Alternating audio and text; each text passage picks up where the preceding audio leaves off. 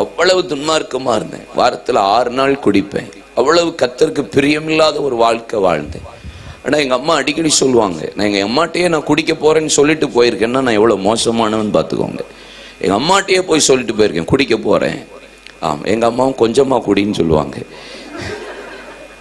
What a good mummy. தோதுறோம்.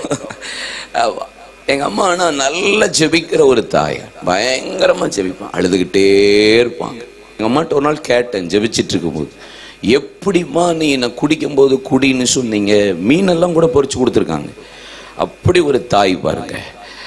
எங்க அம்மாட்ட கேட்டேன் எப்படிம்மா இது சாத்தியம். எங்க அம்மா சொன்ன ஒரே ஒரு வார்த்தை, நீ எங்கடா போயிடுவ, உன்னால எங்க போக முடியும், முழங்காலில் உன்னை ஹோல்டு பண்ணி வச்சிருக்கேன், முழங்காலில் உன்னை வச்சிருக்கேன், எங்கேயும் ஓட முடியாது. நீங்க உங்க பிள்ளைகளை குறித்து கவலைப்படாதீங்க, உங்க கணவனை குறித்து ஒரி பண்ணாதீங்க, அழுகிறத விட்டுட்டு முழங்காலில் நின்னுங்க. எந்த மனிதனையும் கத்த தூக்கி எடுக்க அவரால் முடியும்.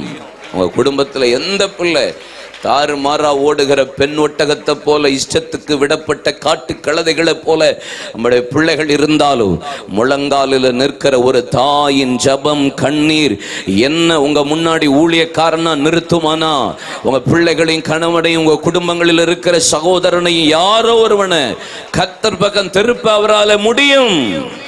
ஆமென்.